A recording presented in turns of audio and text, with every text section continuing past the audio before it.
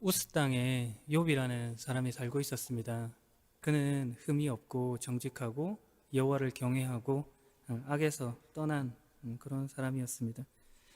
어느 날 천사가 사탄이 여호와 앞에 섰습니다. 하나님께서 사탄에게 어디에서 왔느냐라고 물어보셨습니다. 그러자 사탄이 세상 이곳저곳을 두루 다니다 왔습니다 라고 대답합니다. 하나님께서 사탄에게 말씀하셨습니다. 너는 욥이라는 사람을 주의하여 보았느냐? 그는 흠이 없고 정직하며 하나님을 경외하고 악을 미워하는 자다라고 말했습니다. 그러자 사탄이 이야기합니다. 어떻게 그가 이유 없이 그런 일을 할 수 있겠습니까? 가진 것이 많기 때문에 하나님을 경외한 것입니다 라는 말을 하는 것입니다. 그리고 그가 가진 모든 것을 빼앗으면 주님을 분명 원망하게 될 것입니다 라고 고발했습니다. 하나님은 욥의 몸에 손을 대지 말 것을 말씀하시고 사탄에게 그 일을 해볼 것을 말합니다. 물러난 사탄이 실제로 그 일을 했습니다. 한순간에 욥은 모든 것을 잃어버린 자가 되었습니다. 그러나 1장 21절의 말씀처럼 욥은 주신 분도 여호와시요 가져가신 분도 여호와시니 여호와의 이름이 찬양을 받으시기 바란다고 고백했습니다. 보기 좋게 사단이 패한 것입니다. 그러나 사단이 이 일에 포기를 하지 않습니다. 다시 한 번 더 그 일을 계획합니다. 오늘 본문에 읽은 내용이 그 두 번째 이야기를 말하고 있습니다. 1장과 반복되는 이야기가 나타나고 있습니다. 다시 한 번 더 천사들과 사탄이 여호와 앞에 섰고 사탄이 또 하나님께 대드는 장면이 나타납니다. 하나님께서 동일하게 사탄에게 네가 어디서 왔느냐라고 물어보니 세상을 두루 다니다 왔다고 이야기하고 욥을 주의하여 보았느냐라는 말씀과 함께 칭찬하시고 또 사탄이 그에 반응하여서 이번에는 가죽은 가죽으로 바꿉니다. 사람의 목숨을 구하는 일이라면 무엇이든지 내놓게 됩니다. 욥의 뼈와 살, 그를 병들게 하면 분명히 욥은 하나님을 똑바로 쳐다보고 원망하게 될 것입니다 라고 이렇게 항변하게 되는 것입니다. 이번에도 동일하게 하나님께서 사탄에게 말씀하셨습니다. 그래 좋다, 그렇게 한번 해봐라 라고 이야기하셨습니다. 그러나 그의 생명만은 건드리지 말라고 했습니다. 하나님 앞에서 물러난 사단이 곧바로 그 일을 실행했고 욥은 큰 괴로움에 빠졌습니다. 욥은 잿더미에 앉아서 기와 조각으로 온몸을 긁는 지경에 이르렀습니다. 발끝부터 머리끝까지 온몸에 종기가 난 것입니다. 욥의 아내가 와서 차라리 하나님을 저주하고 죽으라라고까지 이야기를 했습니다. 그러나 이번에도 욥기 2장 9절의 말씀처럼 욥은 우리가 하나님께 복을 받았는데 재앙인들 못 받겠소 라는 말로 하나님께 원망을 돌리지 않습니다. 사단이 완전히 실패한 것입니다. 이후 사탄은 직접적으로 욥기의 모습을 나타내지 않습니다. 그의 퇴장이 나타납니다. 이 이야기 속에서 발견되는 바는 이런 것입니다. 먼저 사탄은 그 이름의 뜻과 같이 원수, 대적자의 역할을 한다는 것입니다. 그의 목적은 하나입니다. 하나님과 인간 사이의 분리, 파괴, 떼어냄을 만들려는 것입니다. 이 일을 위해 한 번 실패한 것으로 물러나지 않고 계속해서 도전합니다. 목적을 이루기 위해 수단과 방법을 가리지 않습니다. 사탄이 이 일을 하는 것은 인간과 하나님과의 관계를 깨뜨려서 궁극적으로는 하나님을 괴롭게 하는 것을 목적으로 하고 있습니다. 하나님이 진심인 존재들에게 그 마음을 이렇게 돌이킴으로 인해서 하나님의 마음을 괴롭게 만드는 것, 사단이 이 일을 아주 고소해 하는 것입니다. 부모를 원망하는 자녀를 뒀다고 생각해 보십시오. 생각만 해도 정말 끔찍한 일입니다. 사탄이 이걸 보면서 보람을 느끼는 것입니다. 더하여 알 수 있는 것은 사단은 하나님의 허락 없이는 아무것도 할 수 없는 존재라는 것입니다. 하나님께서 정해주신 영역에서 벗어나지 못합니다. 결국에는 사단 역시도 하나님의 통치 속에 있다는 것입니다. 모든 것 위에 뛰어나신 하나님입니다. 이 사실은 우리에게 사탄과 비교되는 하나님의 모습을 부각시켜 줍니다. 사탄이 하려고 하는 일은 분리라고 했습니다. 떼어냄이라고 했습니다. 그러나 하나님은 이와 반대로 연합, 붙드심을 지금 말씀하고 있는 것입니다. 이 분리와 붙드심의 싸움이 1장과 2장에서 사탄과의 대화 속에서 나타났고, 그리고 사단의 퇴장으로 이 분리의 싸움이 끝나버리고 이후에 3장부터 42장까지는 하나님이 우리를 어떻게 붙드시고 있는가에 관한 싸움을 이야기하고 있는 것입니다. 3장부터 이어지는 내용은 욥이 한탄을 하게 되고 지혜자로 대표되는 친구들이 와서 논쟁을 벌이게 되고, 그 속에서 하나님이 욥의 편을 드시고 또 욥의 부족함이 무엇인지를 알려주는 것으로 하나님이 그를 어떻게 붙드시고 있는지를 말씀해 주시는 것입니다.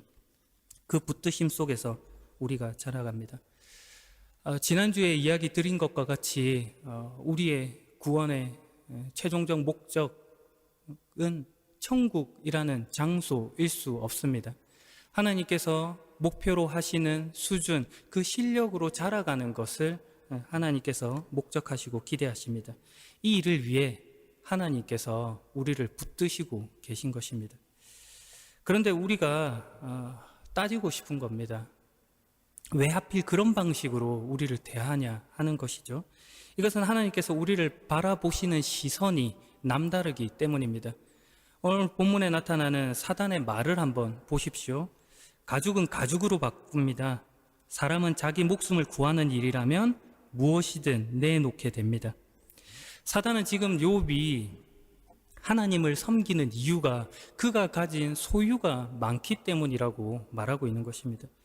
인간들에게 필요하고 중요하다고 느끼는 것을 조건으로 내세워서 하나님께 도전하고 있는 것입니다. 욥을 소유형 인간으로 보고 있는 것이죠.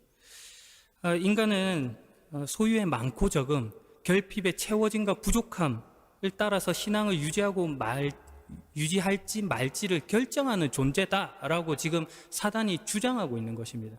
그런데 하나님은 다르다를 지금 이야기하고 있는 것이죠. 아니다. 하나님의 뜻에서 지금 사단이 내세운 그 조건이라고 하는 것은 사실 조건이 될 만하지도 못한 것이다, 이 이야기를 하고 있는 것입니다. 하나님과 인간 사이의 관계에 있어서 소유의 많고 적음이나 결핍의 채워짐이나 부족함으로써 신앙을, 관계를 유지할지 말지로 결정되는 그런 존재가 우리가 아니라는 겁니다. 왜냐하면 하나님이 우리를 존재형 인간으로 보고 있기 때문입니다. 소유형이 아닙니다. 이 존재형 인간으로 보신다 하는 말씀은 하나님께서 우리를 진심으로 대하신다는 것이고 하나님이 우리를 붙드시는 존재라는 것을 강조하는 표현입니다. 그러니 우리가 결코 실패할 수가 없는 것이죠. 하나님께서 사탄에게 말씀하셨습니다. 좋다. 그래, 네 마음대로 한번 해봐라. 하지만 그 생명만은 건드리지 마라. 여기서 생명만은 건드리지 마라 라고 하는 표현은 하나님께서 생명을 창조하셨으니 그 생명을 끝까지 책임지시겠다라고 하는 선언을 지금 하고 있는 것입니다. 사단이 와서 욥을 흔들고 괴롭힐 수는 있지만 하나님과의 관계를 분리시킬 수는 없다 하는 지금 선언을 하고 계신 것입니다. 하나님의 붙드심이 사단의 떼어nom보다도 훨씬 더 큰 것입니다. 이를 통해 하나님의 주권, 하나님 대심이 선포됩니다. 그런데 이것을 깨달아가는 과정이 순탄치 않은 것입니다. 모든 것을 잃고 고난을 당합니다. 육체의 고통도 상당한 것이지만 욥은 지금 사회적인 공동체에서도 배제되는 그런 고통을 당했습니다. 친구들이 찾아와서 욥을 위로했지만 더하여서 네가 저주를 받는 원인은 혹시라도 모를 네가 생각지도 못했던 죄 때문에 그런 것일 수도 있으니 그 죄를 회개하라고 이야기합니다.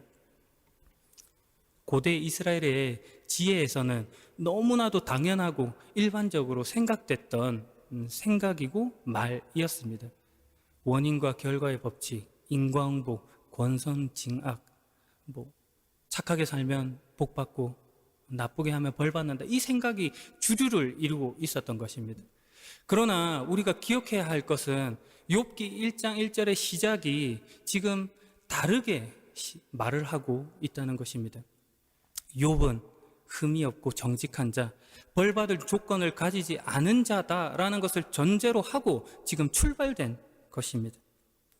그러니까 지금 욥이 당하는 일에 대한 우리의 질문은 다르게 나아가야 되는 것입니다. 이 일이 욥의 죄가 아니라면 누구의 잘못인가? 사탄의 잘못인가? 그러면은 사탄은 하나님의 허락 속에서, 통치 속에서만 움직인다고 했는데, 그럼 이것이 하나님의 잘못인가?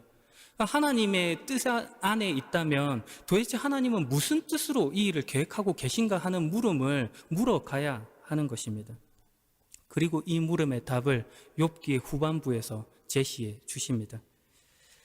무식한 말로 나의 뜻을 어둡게 하는 자가 누구냐? 너는 허리띠를 동여매고 대장부처럼 일어나서 묻는 말에 대답하라. 내가 땅에 기초를 세울 때 너는 도대체 어디에 있었느냐? 네가 그렇게 많이 알거든 대답하라. 누가 그 수치들을 재고 줄자를 대어 보았느냐? 네가 하나님처럼 강하다는 말이냐? 네 목소리가 천둥 같다는 말이냐? 저 하마를 한번 살펴보아라. 내가 너를 만들 때 함께 만든 것이다. 그의 허리 힘이 얼마나 센지 보아라. 힘줄이 얽힌 저 허벅지 근육을 보아라. 그것은 내가 창조한 작품 중 가장 위험한 것이다. 지금 하나님이 무슨 말씀하시는 것입니까? 창조에 관해 이야기하고 있는 것입니다. 하나님의 창조. 그 주권자가 지금 그 모든 창조물들에 대해서 이야기하시고 보여주십니다. 이를 통해서 말씀하시는 바가 있죠. 너는 저 창조물들과 다르다는 것입니다. 너는 내 옆에 있는 자다를 지금 선포하고 계신 것입니다. 하마가 힘이 세다고 네가 하마가 되고 싶느냐? 통치의 대리자로서 하나님의 명령을 받은 너희가 얼마나 복되냐?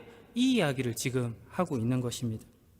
하나님이 우리를 동력자로 부르시고 어떤 면에서는 대등한 동반자로 여기시는 것입니다. 이를 위해서 하나님이 창조를 말씀하십니다.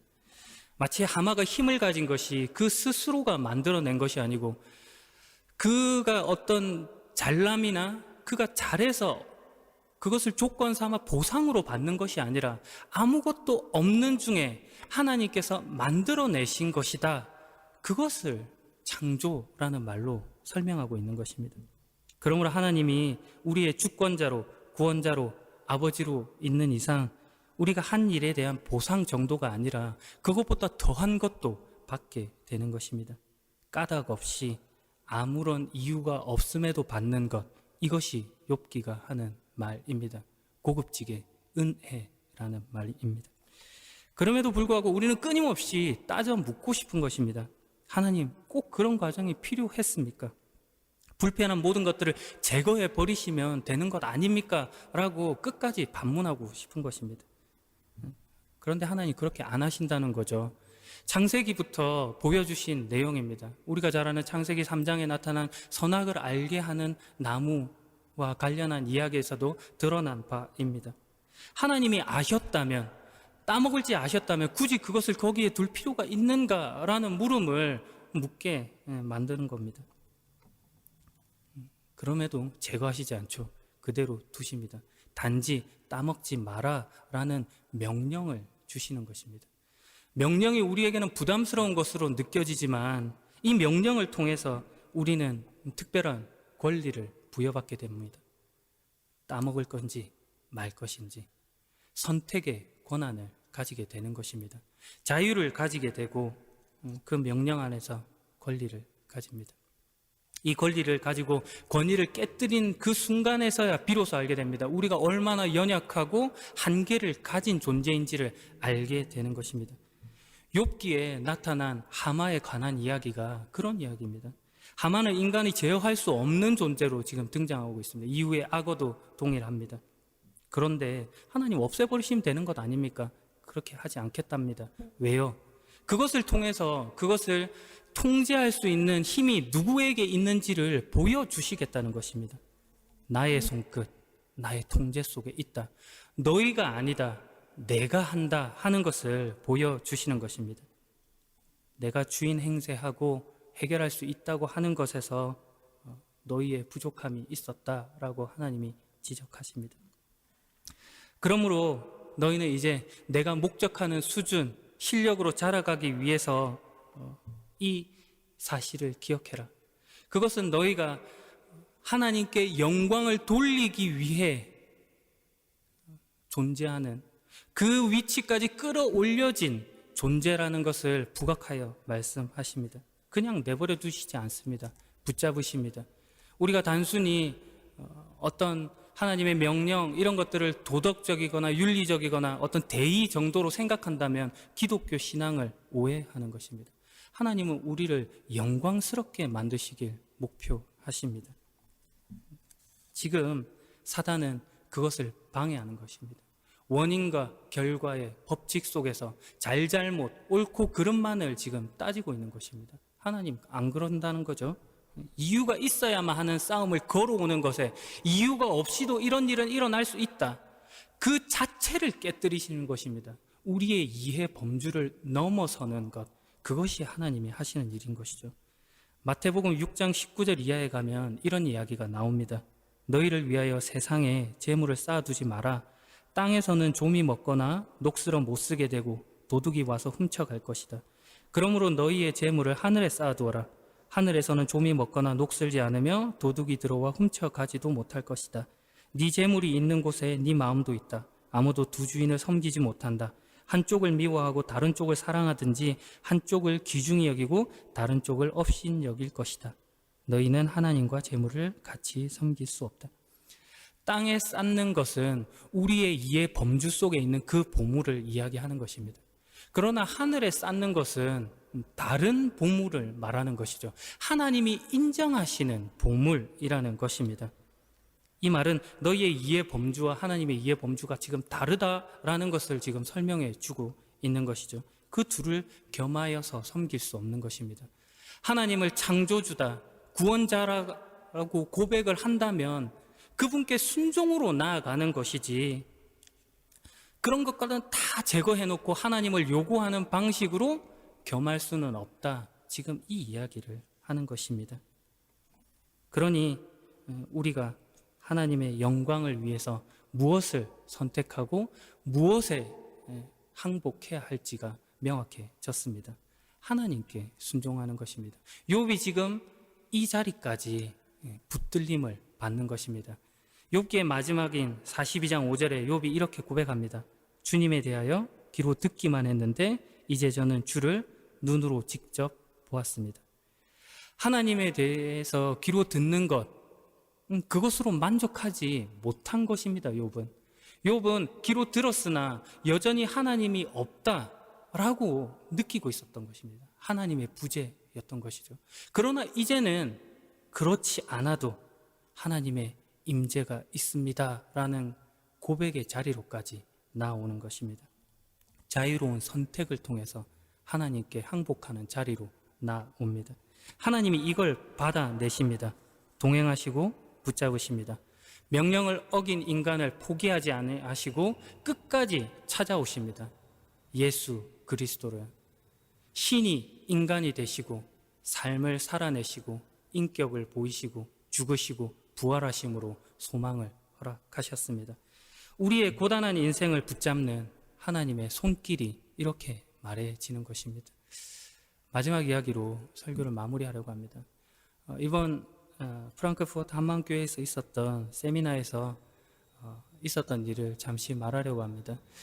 특별 강사로 함철훈 선교사님께서 이렇게 강의를 진행해 주셨습니다. 코닥 포토 살롱에서 손원이라는 제목으로 처음 전시를 시작한 이후로 NGO에서 유엔 총회라고 여겨지는 인터악치온이라는 곳에서 사진으로 대상까지 받으신 아주 대단한 분이십니다. 보이지 않는 손, 사진으로 만나는 인문학, 그리고 예기치 못한 기쁨에 바람처럼 설레어라는 책을 출간하기도 했습니다. 선교사님의 사진 강의라고 해서 선교사님이 현장에서 느낀 어떤 사진들을 보여주시고 또 어떻게 하면 사진 잘 찍는지 뭐 그런 법들을 가르쳐 주시려나 하는 기대를 하고 있었습니다. 그런데 선교사님의 이야기는 뜻밖에도 그분이 2013년도부터 시작된 자신의 선교사로서의 활동이 어떻게 진행되게 되었는지에 대한 설명이었습니다. 그분은 40세가 조금 지났을 때 소위 말하는 아메리칸 드림을 이루신 분이었습니다. 모든 것이 안정되고 모든 것이 평화로웠습니다. 그런데 그때 마음속에 불현듯 이런 생각이 드는 것입니다. 60세가 지나고 은퇴가 되었을 때 캘리포니아 해변에서 손자의 손을 잡고 조개를 주우러 다니는 자기의 모습이 상상된 것입니다. 얼마나 평온하고 안정된 삶입니까? 그런데 선교사님이 이 모습에 문제를 느꼈습니다. 그리고 이렇게 말했습니다. 내일이 보이지 않는 삶을 살고 싶었다. 안정된 미래를 꿈꾸는 평범한 사람들이 이해하기 힘든 생각입니다. 우리의 이해 범주를 넘어서는 생각인 것이죠. 그 생각이 선교사님의 삶을 바꿔 놓았습니다. 이후에 먹고 살기 위해서 사진을 찍어서 출품해야 되기도 했고, 선택을 후회하고 물러서고 싶은 낮과 밤이 한두 번이 아니었습니다. 사진기, 그 어둠 상자 속과 같은 깜깜한 시간들을 보내야 했습니다. 그러나 그때 선교사님은 주님을 만났다고 했습니다. 주님을 찾았고 주님이 찾아왔습니다.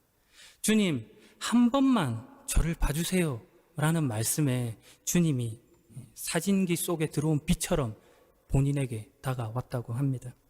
그리고 선교사님은 녹아버렸습니다. 그 빛이 얼마나 강력한 것인지 뜨거워서 어쩔 줄을 몰랐답니다. 그만요. 주님 이제 됐어요. 저는 이제 됐으니 다른 사람에게 주님의 빛을 비춰주세요 라고 말했다고 합니다. 그러자 하나님께서 말씀하셨죠. 내가 이 세상을 창조한 이후로 나의 빛은 모든 사람에게 비추고 있었다. 그 말을 하는 선교사님의 모습 속에 더 이상 두려움은 없어 보였습니다.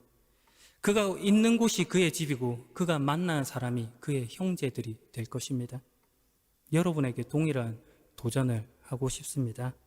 내일이 보이지 않아도 두려움이 없는 삶을 살기 바랍니다. 왜냐하면 오늘도 주님께서 여러분을 비추고 계시고 여러분을 붙잡고 계시기 때문입니다.